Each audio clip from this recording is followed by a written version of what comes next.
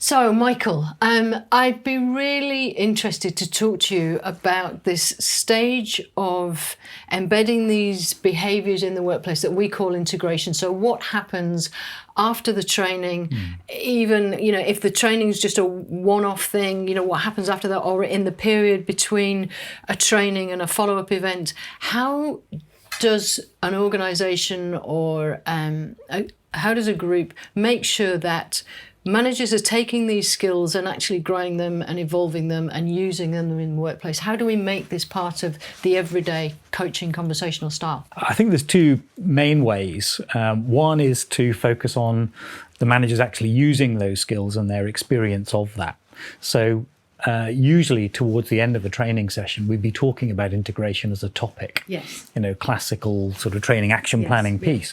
And it's about setting managers up, to succeed and feel like they're making progress with this, so that they feel motivated and committed to, to keep going with it. Because at that stage in a training session, everybody's kind of, they got it, they've had a great experience, they want to take it out into the workplace. Yes. And then they need kind of stabilisers on the bike in order to do that. Yes. Yeah. So typically, if I focus on that area first, it's really, there's a number of ways. Typically we might ask people to buddy up within organisations so that they can support each other, and agree to meet, maybe 2, 3, 4 weeks after the event, and then again, at regular intervals thereafter to talk about coaching. There are mechanisms like reflection notes for managers to use when they've had some coaching conversations, just to reflect on that and, to pull the learning out of it, and, keep that focus on it. Yeah. There's their own decisions about where they're going to use it within their role and where they think it can have most impact for them. So getting clear about where they're going to use it and when they're going to use it. Absolutely, and committing to that.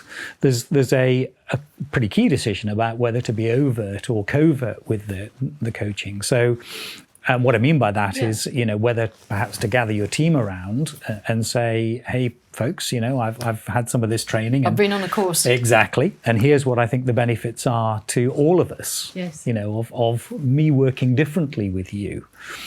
So it's kind of on the table. And then the manager isn't just hoping that, his team is going to appreciate what's changed, rather than thinking, oh gosh, he's been on a course, we'd like our old guy back, please. Or the covert way of doing things is a much lower key, gentler start. So this is, for example, where a manager might decide just to listen more, or to just ask more questions rather than make statements. To kind of set a lower bar on what they're trying to do in the interim. Yeah, I think it's a great way of putting it, because it increases their likelihood of success and reduces their perception or perceived failure if this doesn't work for them in some extraordinary way on day one, which of course the reality is. So this feels a bit more softly, tiptoe, try a few things, and not declare. Yes. And so what would you encourage, overt or covert? Well, personally, I think overt is better, because you're essentially co-opting the coachees, the manager's team, in the endeavour. And they're likely to support their manager with it, rather than if they just notice this change but aren't sure what it's about. So I think, hopefully managers can see the benefits of it. Takes a bit of courage going over. I can feel like that, and I can also feel like it feels a bit more committed, I'm throwing my hat over a wall and thinking, right, I'm doing this. Yes. Yeah. And I think it's also in line with, a shift in the relationship. Because it's marking a change, and a shift in the dynamic between a manager and his team. So I think for all those reasons, I'd support that. But I absolutely get that for some people that doesn't feel like the right thing to do. Too much. Great. I think there's also talking about response coaching, as a simpler place to start, where we're just developing a sort of posture towards people that are coming to us with problems or challenges, which is one of questioning and coaching rather than fixing, in that very quick, pragmatic, practical way. It's a very simple way for managers to start. So thinking about the distinction of coaching happening online, like in the live environment, or offline. We can coach offline, which is where we use things like the coaching path. This response coaching is simply those everyday questions, and just perhaps starting with the response coaching and doing this later. Absolutely. Yeah, I can get that. I can get that. And there's some immediate benefits to that as well. That are seen on a. It's something that they can do it sort of 9 o'clock on the first day back from the training. Try a few questions, absolutely. just that. Yeah. Even on a telephone call. Yeah. I mean, and it's interesting you say that because, often where we've got managers who perhaps have a geographically dispersed team, that is how they're interacting with their team the majority of the time. Yes. So, these skills are absolutely transferable to relationships over the telephone. Yeah. And what about the kind of training team, the L&D crew that are looking at how do we support these people that have been, the delegates that have been on these programs? What can they be doing, putting in place that's assisting and enabling this process of integration? Well, I think that's the second pillar to this, which is, organisationally, what can we do as L&D professionals to help? So there's a range of things.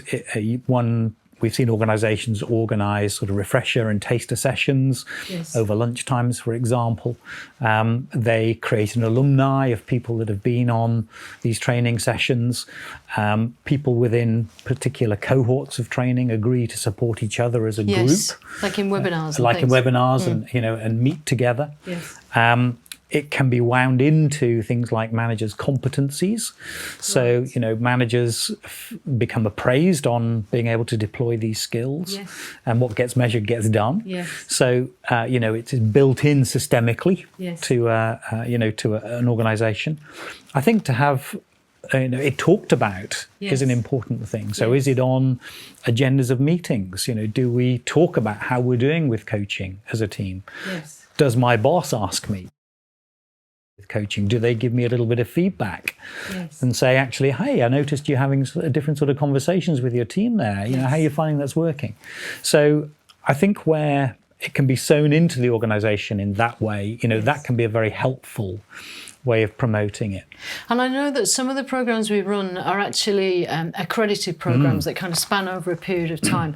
What difference does it make when we put some kind of accreditation process in? I know you're doing a big one at the moment. What kind of difference does that make when you actually accredit a program and have some sense of that journey with people? It's significant because people are making a big commitment in terms of time and focus to becoming accredited.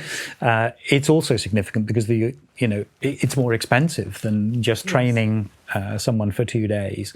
So there is an organisational commitment to it, and there is a guaranteed outcome in terms of the level of skill and ability that managers are bringing into the organisation.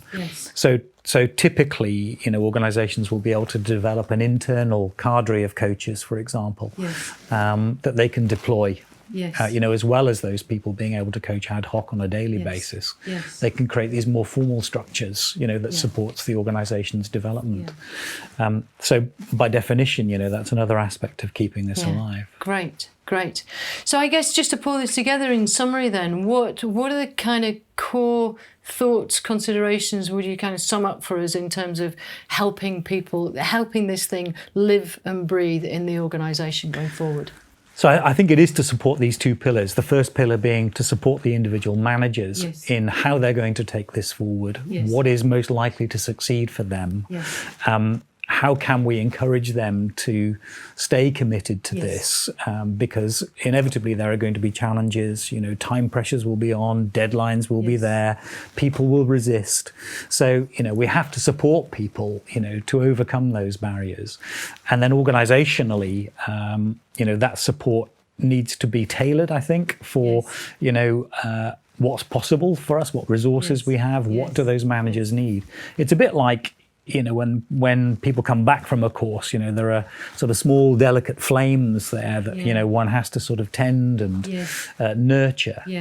Because once that fire takes hold, it will develop a momentum of its own. I've seen that. But it's those early stages that are key. I've seen that really. And that's when it gets really exciting, is when that fire takes hold.